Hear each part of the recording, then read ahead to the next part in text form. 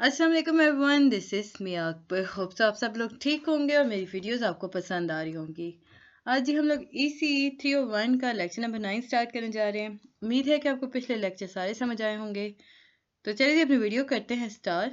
Lesson number 9 है आपके पास stage of Kohlberg model development theory. हम लेक्चर नंबर 8 में देख रहे थे कोहलबर्ग की मॉडल डेवलपमेंट थ्योरी को, उसकी स्टेजेस के बारे में बात कर रहे थे। लेवल 1 हमने कंप्लीट कर लिया था। अब हम चलते हैं लेवल 2 की तरफ। लेवल 2 जो है ये बेसिकली बात करता है कन्वेंशनल की तरफ। ये वो टाइप है, या आप यूँ कह लो कि ये वो स्टेज है जिसके अंदर बच्चे के अंदर सेंस ऑफ मोरालिटी आ जाती है। अब ये जो सेंस ऑफ मोरालिटी होती है ये टाइड टू पर्सनल और सोसाइटल रिलेशनशिप होती है। यानी कि बच्चा हमने पिछले वीडियोस में बात की थी कि बच्चा जो है फर्स्ट स्टेज के अंदर अथॉरिटी फिगर के अंदर काम करता है। इस स्टेज में भी बच्चा जो होता है वो कंटिन्यू करता है, यानी कि उस पर रूल कर होते हैं अथॉरिटी फिगर्स। बट यहाँ पे आके वो अपने बिलीफ की तरफ बढ़ रहा है, यानी कि वो पॉजिटिव रिलेशनशिप की तरफ जा रहा है। स्टेज 1 के अंदर हम लेवल 2 की स्टेज 1 की तरफ देखें तो good boy nice girl orientation. बच्चे जो होते हैं वो आप देखते हो ना कि वो अप्रूवल चाह रहे होते हैं दूसरों से। इस वजह से वो डिसअप्रूवल नहीं चाहते। वो इस वजह से क्या करते हैं कि वो गुड बिहेवियर अपनाते हैं ताकि दूसरे लोग उसे नाइस कह सकें। Stage 2 law and order orientation. बच्चा जो होता है वो ब्लाइंडली एक्सेप्ट कर रहा होता है रूल्स को। अब वो कन्वेंशंस के बारे में बात कर रहा होगा, बिकॉज इसलिए कि इसके नज़दीक जो है वो फंक्शनल सोसाइटी को मेंटेन रखने के लिए ये बहुत इंपॉर्टेंट है कि बच्चे को आप रूल्स पे ओबे करना सिखाएं। तो जब शुरू से माँ बाप बच्चे को बता रहे होते हैं, गाइड कर रहे होता है, बच्चा उनके सहारे चल रहा होता है, तो वो क्या करता है, वो लॉ और ऑर्डर ओरिएंटेशन पे वर्क करता है, ज़्यादा एक्टिव मेंबर बन जाता है स्टेज 4 तक पहुंचते पहुंचते। लेवल नंबर 3 है आपके पास पोस्ट कन्वेंशनल। अब ये एक ऐसी सेंस है, या ये वो स्टेज है जिसके अंदर इंसान के अंदर sense of morality well define हो जाती है, यानी कि उसके पास एब्स्ट्रैक्ट प्रिंसिपल और वैल्यूज आ जाते हैं। प्रिंसिपल्स टिपिकली हम इनमें लाते हैं बेसिक ह्यूमन राइट्स को, लाइक लाइफ हो गया, लिबर्टी हो गई, जस्टिस हो गया, वी रूल्स हो गए। और ये सारे के सारे जो प्रिंसिपल होते हैं ये यूजफुल होते हैं, लेकिन ये चेंजेबल मैकेनिज्म के थ्रू हो रहे होते हैं। ऑन द अदर हैंड अगर हम एब्सोल्यूट डिक्टेट की बात करते हैं तो बच्चे जो होते हैं वो हर हाल में ओबे करते हैं इस डिक्टेटरशिप को।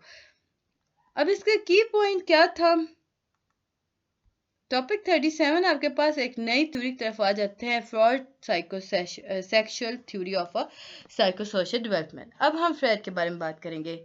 सिगमंड फ्रेड ये एक फेमस साइको एनालिस्ट थे, सिगमंड फ्रेड। अब इनके नज़दीक इन्होंने बताया था कि बच्चा जो होता है वो या यूँ कह ले कि साइकोसेक्सुअल स्टेजेस की तरीके से बढ़ता है। यानी कि हमने पहले बात की थी कि वो अडल्टहुड, चाइल्डहुड इस अकॉर्डिंग चल रहा था, लेकिन फ्रॉड ने बताया कि वो सेक्शुअल स्टेज की तरह बढ़ रहा होता है। लाइक उसमें जो डेवलपमेंट हो रही होती है वो बचपन से लेकर अडल्टहुड तक जो चल रहा होता है, वो सारी स्टेजेस को फ्रॉड ने डिस्कस किया था। अब साइकोसेक्सुअल एनर्जी, अब उसने बताया था कि जो साइकोसेक्सुअल एनर्जी है, लिबिडो हो गया, वो बन जाता है इस स्टेज के थ्रू। यानी कि वो बताया कि बच्चे की किस एज में लिबिडो कंप्लीट हो जाता है। हम अगर लिबिडो को डिस्क्राइब करते हैं तो ये एक ऐसी ड्राइविंग फोर्स है जो कि आपके बिहेवियर की तरफ आपको फोर्स करती है, आप अपने बिहेवियर को चेंज करते हो। फवाद ने बताया था कि फर्स्ट 5 years ऑफ लाइफ जो होता है ये क्रूशियल होता है किसी बच्चे के लिए, ताकि उसकी जो अडल्ट पर्सनैलिटी है उसकी फॉर्मेशन फर्स्ट 5 year में हो रही होती है। फ्रॉड ने एक्सप्लेन किया था आईडी को उसने कहा था कि ये बेसिकली फ्रॉड ने 3 चीज़ों पर बात की थी, आईडी, ईगो और सुपर ईगो की। आईडी को उसने कहा कि ये सेट ऑफ अनकोऑर्डिनेट इंस्ट्रक्शनल या इंस्टिंक्चुअल डिजायर्स होती हैं। सुपर ईगो जो होती है ये क्रिटिकल और मोरलाइजिंग रोल प्ले करती है। ईगो जो होती है वो ऑर्गेनाइज करती है, रियलिस्टिक एजेंट के तौर पे काम करती है, जो कि मेडिटेट करता है। अब ये जो मेडिटेशन हो रही होती है ना, ये instinctual desires of the ID और क्रिटिकल सुपर ईगो के दरमियान हो रही होती हैं। ईगो जो होती है ये मतलब वही दोबारा रिपीट हमें यहाँ पे करवा दिया गया था। सो उम्मीद है कि आपको समझ आया होगा। आईडी को उसने कहा कि अनकोऑर्डिनेट आपकी ये वो डिज़ायर्स होती हैं बेसिकली जो कि फुलफिल नहीं हो सकती। वो एक चाहते हैं, यानी काश ये हो जाता। सुपर ईगो क्या करती है, ये आपके मोरलाइज कर देती है आपको। एक यूँ कह लें कि सुपर ईगो जो होती है वो आपको मोटिवेट करती है, आपको ज़्यादा तेज़ी से उन डिज़ायर को फुलफिल करने की आपके अंदर मोटिवेशन बनाती है। अब ईगो जो है ये एक अच्छा बच्चे वाला काम कर रही है। ये क्या करती है, ये आईडी को भी कहती है कि तहम्मुल से काम लो, हर चीज़ काश पे नहीं चलती। सुपर ईगो को भी कहती है कि रुको, तुम आराम से रहो, हर चीज़ पे मत उकसाओ इसे। बेसिकली ईगो एक अच्छी चीज़ है और आईडी जो है वो अनडिजायर या अनकंट्रोल डिजायर्स होती हैं। ये आपको समझाने के लिए था, आप उसमें ये मत लिख दीजिएगा कि ये एक अच्छे बच्चे की तरह काम करती है।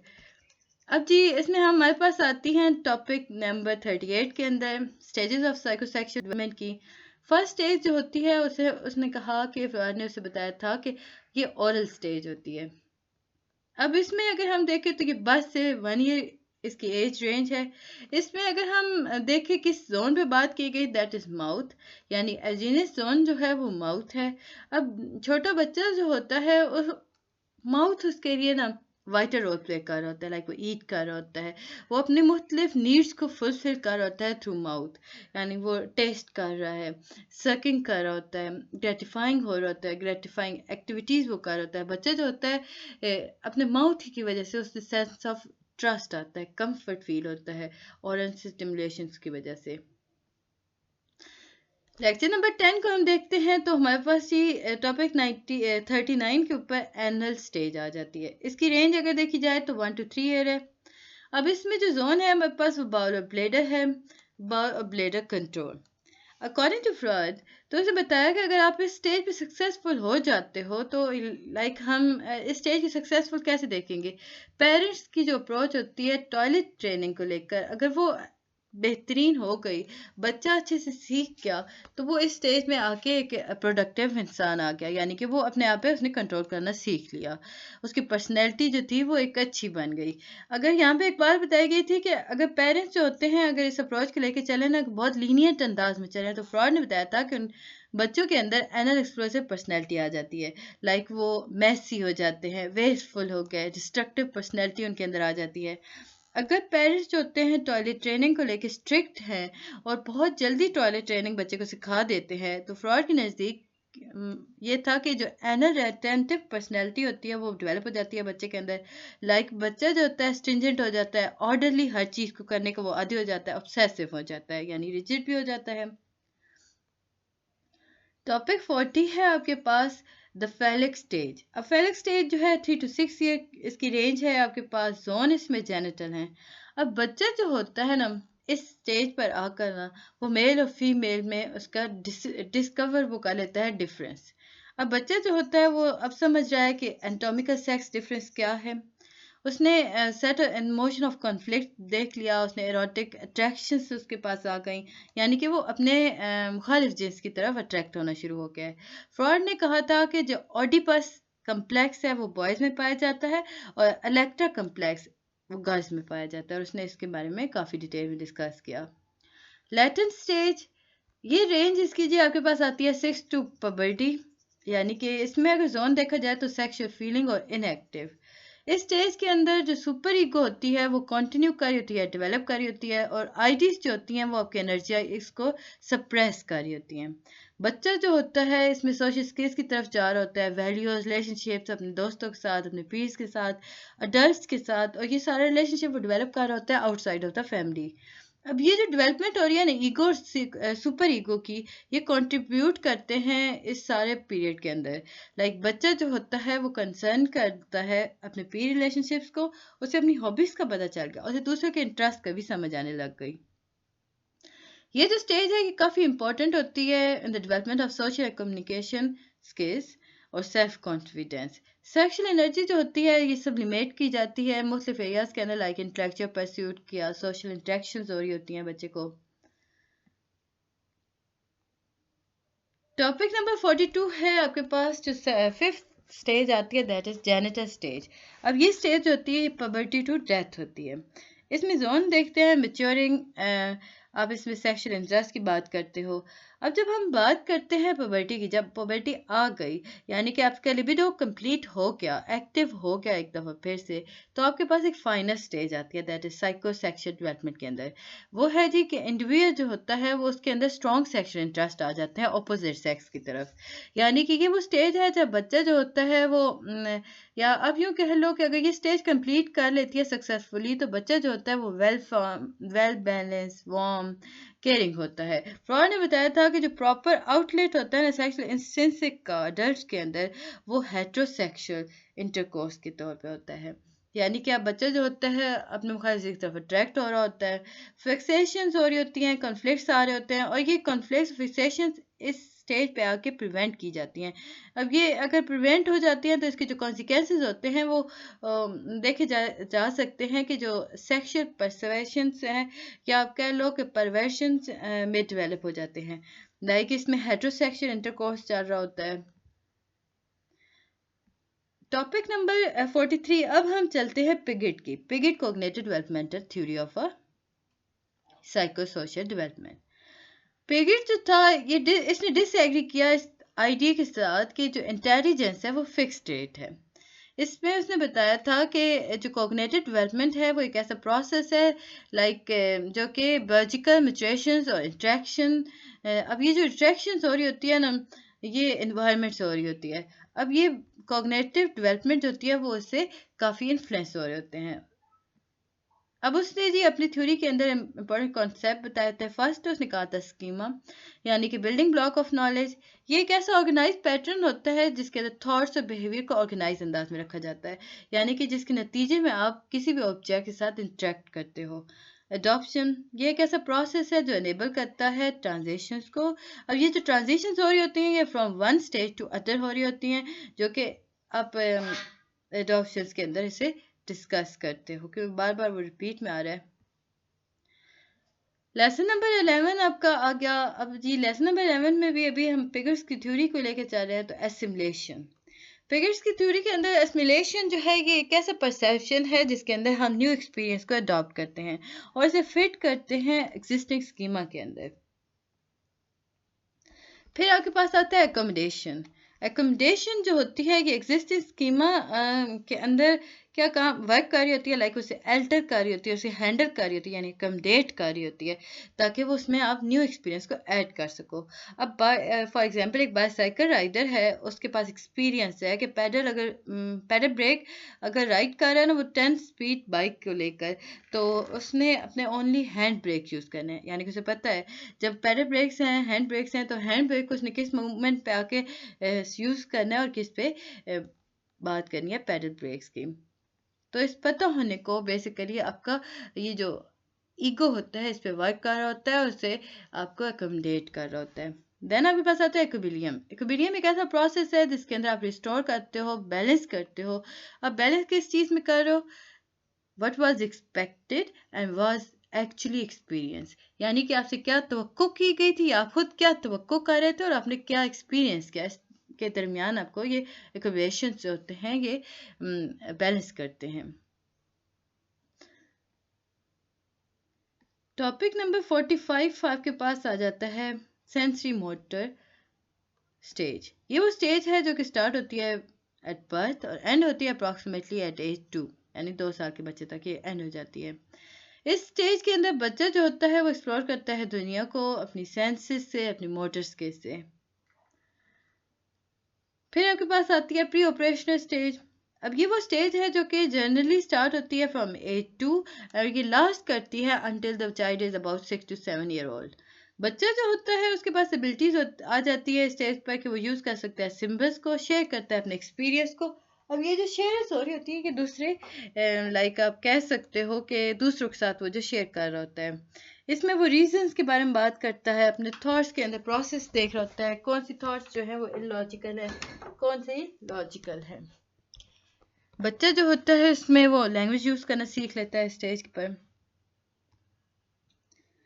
उम्मीद है कि आपको समझ पसंद आ रहा होगा। आगे बढ़ने से पहले काइंडली मेरे चैनल को लाइक और सब्सक्राइब जरूर कर दीजिएगा। वीडियो पसंद आती है तो कमेंट किया करें, नहीं समझ आती तो मुझे पता कर लिया करें।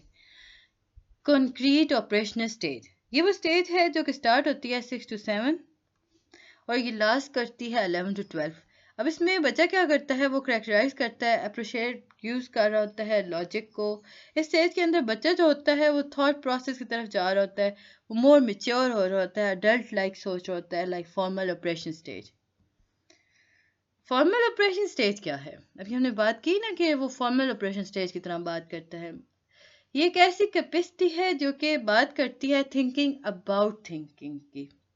اس میں آپ الاؤ کرتے ہو ایڈلسنس کو، اڈلٹس کو کہ وہ ریزن کریں اپنی تھاٹس کو، اپنے تھاٹ پرابلم کو، یعنی پرابلم سالونگ کریں۔ اب جب ریزن کرتے ہیں اپنے تھاٹ پروسیس کو، دین وہ پرابلم سالونگ تک جاتے ہیں، اسے وہ ڈیمونسٹریٹ کرتے ہیں۔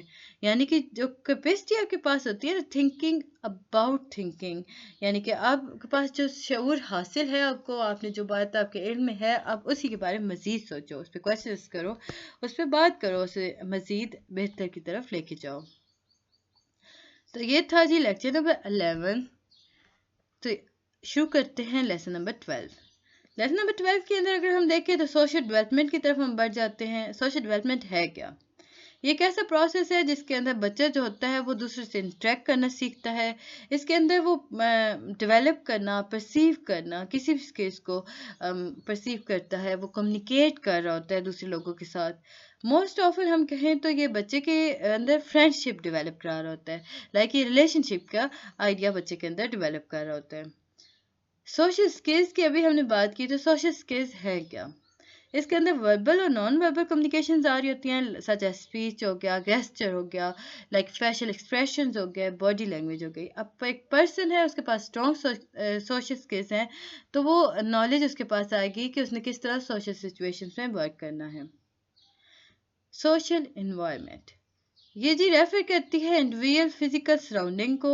اس میں ہم کمیونٹی ریسورسز کی بات کرتے ہیں، سوشل ریلیشن شپ کی بات کرتے ہیں۔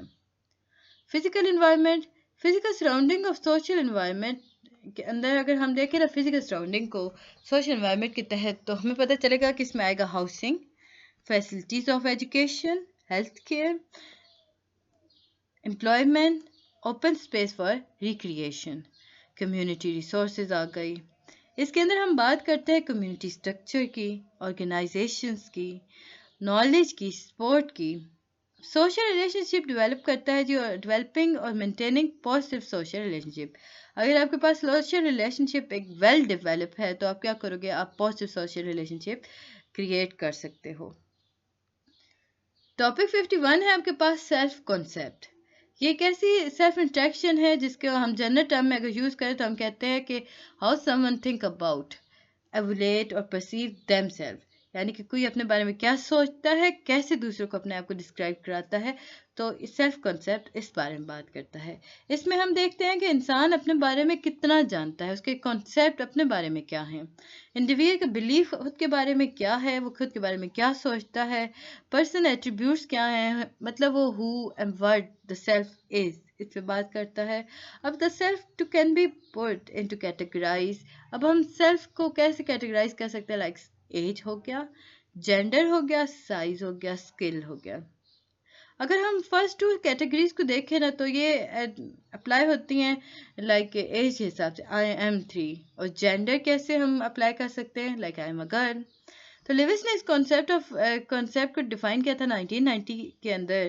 اس نے کہا تھا کہ دو اسپیکٹس ہو سکتے ہیں۔ فرسٹ ہے آپ کے پاس ایگزسٹنل سیلف۔ اب یہ جو سینس ہے اس میں ہم دیکھتے ہیں کہ بچہ جو ہوتا ہے وہ سیپریٹ ڈسٹینس سے خود کو محسوس کرتا ہے دوسروں سے، اس میں اویئرنیس آ گیا کنسسٹنسی کی۔ سیکنڈ ہے کیٹیگوریکل سیلف، اس میں اس نے خود کو ریئلائز کیا کہ وہ ایک سیپریٹ ایکسپیرینس کر رہا ہے۔ بچہ جو ہوتا ہے وہ خود کے بارے میں زیادہ جاننا شروع ہو گیا، ورڈ کو لے کے وہ زیادہ اس پہ ورک کرنا شروع ہو گیا۔ تو یہ تھا جی لیکچر نمبر 12۔ امید ہے کہ سمجھ آیا ہوگا اور پسند بھی آیا ہوگا۔ ملتے ہیں نیکسٹ ویڈیو میں، تب تک کے لیے اللہ حافظ۔